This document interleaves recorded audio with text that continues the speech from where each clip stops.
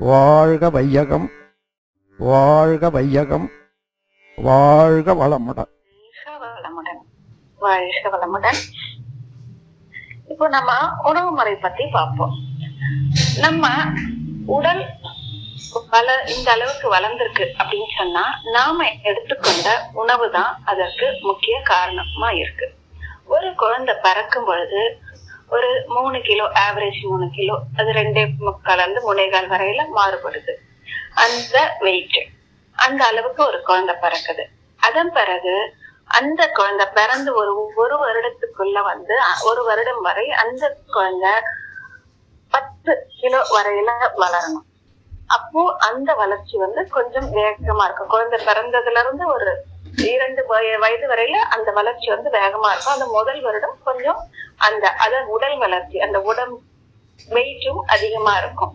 வேகமான அந்த விகிதாச்சாரம் அதிகமா இருக்கும். அதுக்கு முக்கியமான காரணம் பார்த்தோம்னா அந்த குழந்தைக்கு நாம கொடுக்கக்கூடிய போஷாக்கான உணவு. எந்த அளவுக்கு உணவு நம்ம சத்தான உணவை எடுத்துக்கிறோமோ அந்த அளவுக்கு உடல் ஆரோக்கியமாக இருக்குது. அது குழந்தை பருவத்துல மட்டுமல்ல, அதற்கு அடுத்து தொடர்ந்து நம்ம ஆயுள் முழுவதும் நம்ம எடுத்துக்கொள்ளக்கூடிய உணவு முறைதான் நம்மோட வாழ்க்கை ஆரோக்கியமானதாக இருப்பதற்கு உதவியாக இருக்குது. ஆரோக்கியமான வாழ்க்கை வாழணும்னா முக்கியமா ஆரோக்கியமான உணவு, அதாவது சத்தான உணவு அவசியம் தேவை. உடலை இயக்கிறதுக்கு தேவையான ஆற்றல் உணவில இருந்துதான் கிடைக்குது.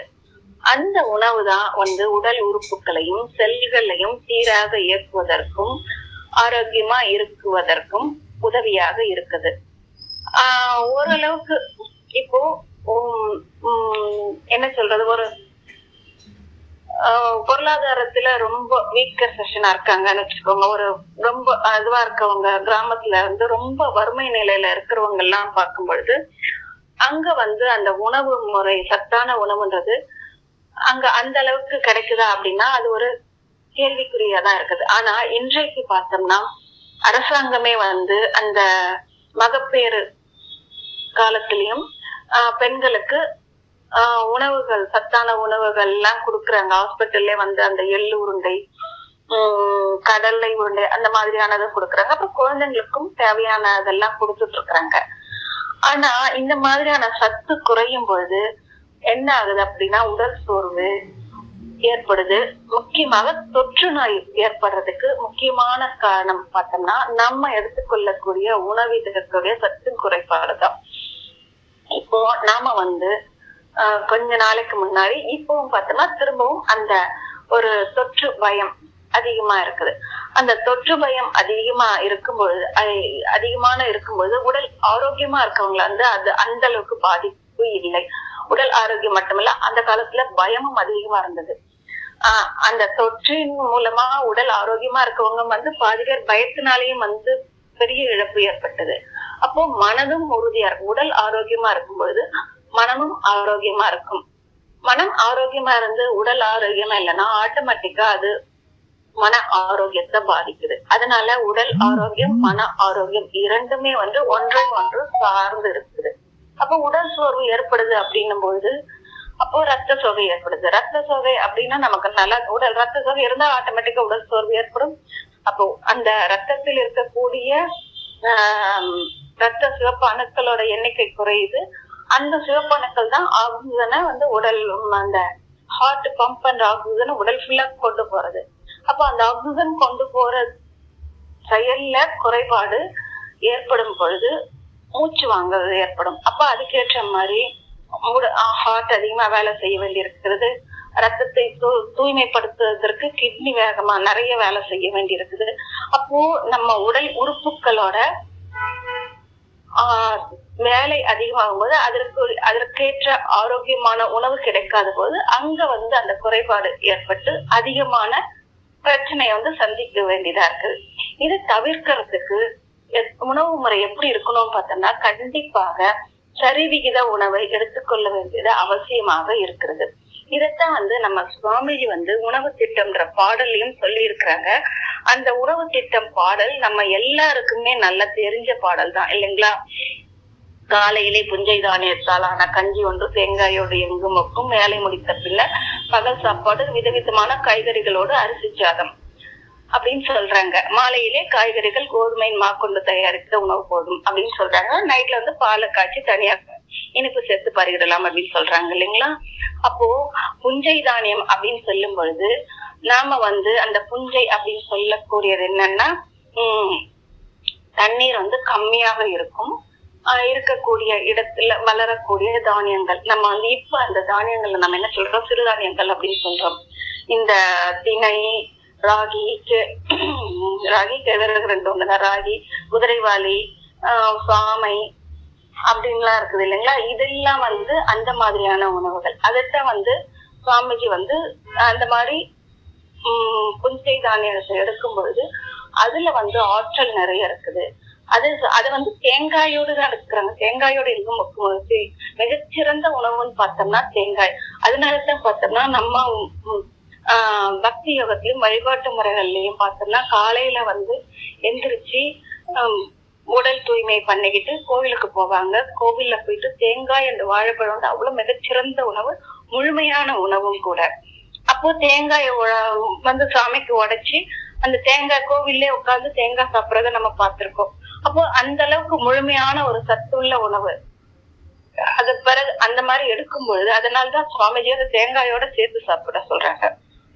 அப்போ அந்த மாதிரியான சத்தான உணவுகள் சாப்பிடும் பொழுது நம்ம உடம்பு ஆரோக்கியமா இருக்கும். இந்த சரிவிகித உணவுன்னு சொல்லும் பொழுது நாம எடுத்துக்கொள்ளக்கூடிய உணவுல கார்போஹைட்ரேட், கொழுப்பு, விட்டமின்ஸ், அப்புறம் வந்து புரோட்டீன்ஸ், புரதம், மினரல்ஸ் எல்லாமே இருக்கணும்.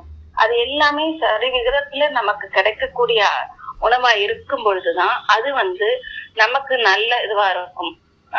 அது மட்டும் இல்லாம நமக்கு வந்து நமக்கு சுவாமிஜி என்ன சொல்றாங்க அப்படின்னா, நம்ம பசி எடுத்து உடனே சாப்பிட வேண்டாம். நல்லா பசி எடுத்த பிறகு ஒரு 1/2 hourல இருந்து 1 மணி நேரத்துக்கு இடையில் பொறுத்து சாப்பிடணும். அப்ப என்ன ஆகும் அப்படின்னா நம்ம உடல் வந்து வான்காந்தத்துல இருந்து ஆற்றலை வந்து பெற்றுக்கொள்ளும். அப்போ அந்த மாதிரி அந்த ஆற்றல் வந்து பெற்றுக்கொள்ளும் பொழுது அதன் பிறகு நம்ம உணவும் சேர்த்து எடுத்துக்கொள்ளும் பொழுது அப்போ நம்ம உடம்பு வந்து இன்னும் ஆரோக்கியமாக இருப்பதற்கான வாய்ப்புகள் அதிகமாக இருக்குது. அப்போ எந்த மாதிரி உணவுகள் எடுத்துக்கணும் அப்படின்னு பார்த்தோம்னா கண்டிப்பாக தினமும் சாப்பாட்டுல வந்து பார்த்தோம்னா காய்கறிகள், பழங்கள், அப்புறம் நமக்கு சுவாமிஜி கொடுத்துருக்காங்க இல்லையா, காலையில கஞ்சி, மதியத்துல இருந்து அரிசி சாதத்தோட விதவிதமான காய்கறிகள் அப்படின்னு சொல்றாங்க. அப்போ காய்கறிகள் அண்ட் கீரைகள் நம்ம எடுக்கும்பொழுது கண்டிப்பாக அதுல விட்டமின்ஸ் அந்த மினரல்ஸ் எல்லாம் நமக்கு நிறைய கிடைச்சிடும். நைட்ல இருந்தவங்க சொல்றாங்க இல்லையா, பால் வந்து இனிப்பு சேர்த்து வேணா சேர்த்துக்கலாம். அப்போ பால் சாப்பிடும்போது அதுல வந்து கால்சியம் சத்து அந்த வந்து உடம்புக்கு கிடைச்சிருது. இப்ப நம்ம கீரை எடுத்துக்கிறோம் அப்படின்னும் போது அது முக்கியமாக நம்ம தமிழ்நாட்டுல வந்து முருங்கைக்கீரையோட பயன்பாடு ரொம்ப அதிகமா இருந்தது. முருங்கைக்கீரை எடுத்துக்கும் போது அதுல கால்சியம், மெக்னீசியம் 2 சத்துமே இருக்குது. அப்போ அந்த மெக்னீசியம், கால்சியம் 2ம் தான் வந்து எலும்புகளை வந்து உறுதியாக்கக்கூடிய உணவு. அப்போ நம்ம வந்து நம்மளோட சாப்பாட்டு முறை பார்த்தோம்னா பருப்பு நெய் விட்டு சாப்பிடுறோம் மதிய நேரத்துல. அதுவும் வந்து ஒரு படைக்கிற நாள் அப்படின்னும் பொழுது கண்டிப்பாக பருப்பு நெய் வச்சு சாப்பிடுறோம். அதன் பிறகுதான் வந்து மற்ற சாம்பார், ரசம், காய்கறி கூட்டு அதெல்லாம் சாப்பிடுறோம். அப்போ அந்த மாதிரி அதை எடுத்துக்கும் பொழுது அது வந்து அந்த உணவு வந்து உடல் வந்து நல்லா அப்சார்ப்ஷன் ரொம்ப நல்லா இருக்கும் அப்படின்னு சொல்றாங்க. அப்ப பருப்பு வகைகள் கண்டிப்பாக சேருது. அப்ப வந்து சாம்பார்ல எடுத்துக்கிறோம், பருப்பாவும் சாப்பிடுறோம், அப்புறம் கூட்டா எடுத்துக்கிறோம். அதுவும் இல்லாம நமக்கு புரதம் அதிகமா கிடைக்கிறதுக்கு இன்னும் உதவியா இருக்கிறது பார்த்தோம்னா வேர்க்கடலை. நமக்கு தெரியும் இல்லைங்களா, மகாத்மா காந்தி அவர்கள் வந்து வேர்க்கடலையும் ஆட்டுப்பாலும் தான் சாப்பிட்டாரு. அவர் எவ்வளவு வந்து ஆரோக்கியமா இருந்தாரு அப்படின்றது நமக்கு தெரியும். அது 2 அவ்வளவு ஒரு ஆரோக்கியத்தை கொடுக்கக்கூடிய உணவுகள்.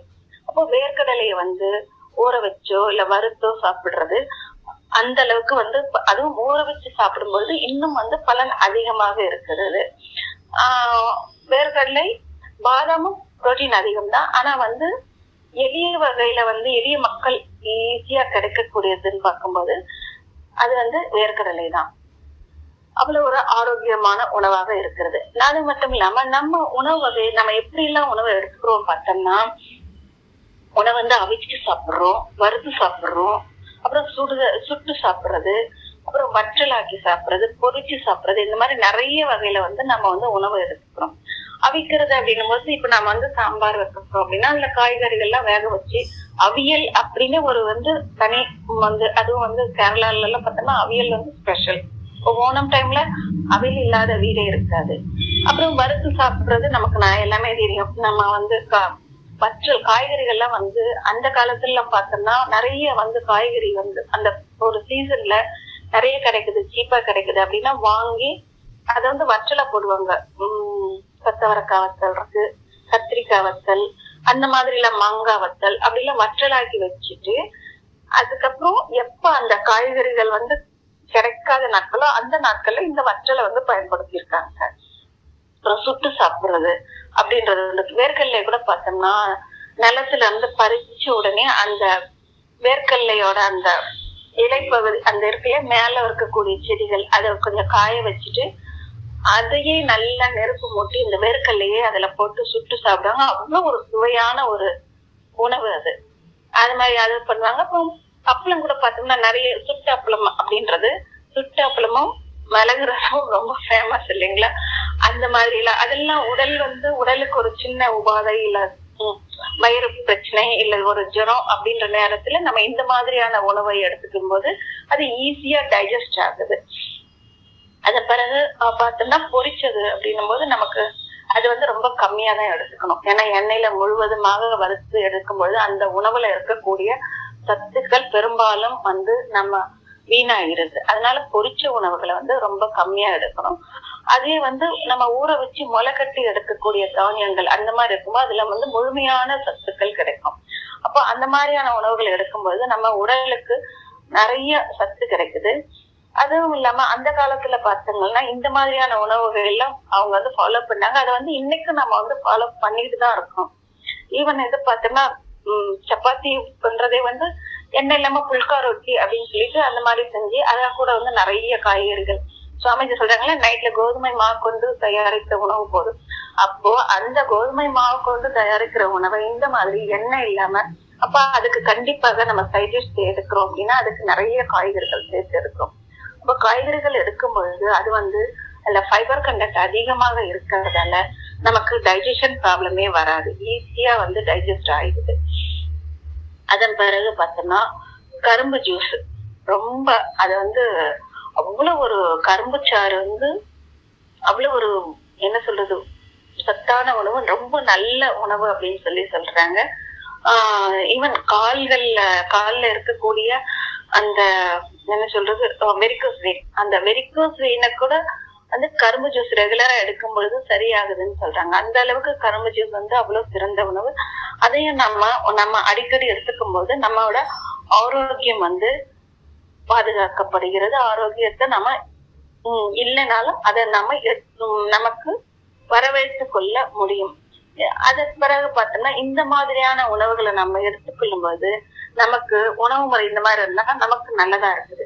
ஆனா நிறைய இன்றைய தலைமுறை இல்ல இப்ப என்ன பண்றாங்க அப்படின்னா நிறைய துரித உணவு அப்படின்னு சொல்லிட்டு அந்த உணவுகளை எடுக்கும்போது அது முழுமையா மைதா உணவு அந்த மாதிரி மைதாவில பண்ணக்கூடிய உணவுகளை எடுக்கிறாங்க அப்படின்னும் போது அது வந்து ஆரோக்கியத்தை வந்து ரொம்பவே கெடுக்குது.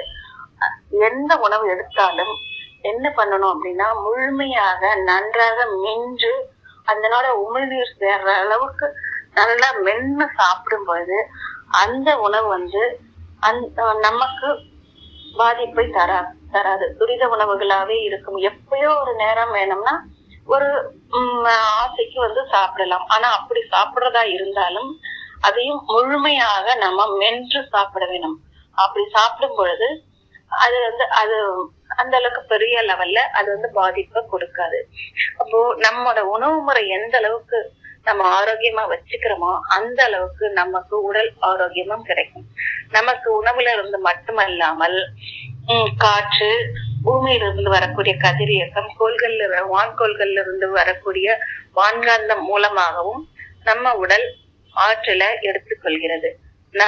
அதை எடுத்துக்கொள்வதற்கு உடல் ஆரோக்கியமா இருக்கணும். அப்ப ஆரோக்கியமா இருப்பதற்கு நாம ஃபாலோ பண்ற உணவு முறை சரியாக இருந்தால் நம்மோட ஆரோக்கியமும் சரியாக இருக்கும் என்று கூறி என்னுடைய சிந்தனையை நிறைவு செய்து கொள்கிறேன். நன்றி. வாழ்க வளமுடன். வாழ்க வளமுடன். ஸ்கை வேதாத்திரியம் அமுதம் சேனலுக்கு இதுவரைக்கும் சப்ஸ்கிரைப் பண்ணின அனைத்து அன்பர்களுக்கும் மிக்க நன்றி. வாழ்க வளமுடன். அனைவரும் வேதாத்திரிய தத்துவங்களை உலகறிய செய்வோம். இந்த சேனலை உங்கள் நண்பர்கள் அனைவருக்கும் ஷேர் செய்து பயன்பெறுங்கள். நன்றி. வாழ்க வளமுடன்.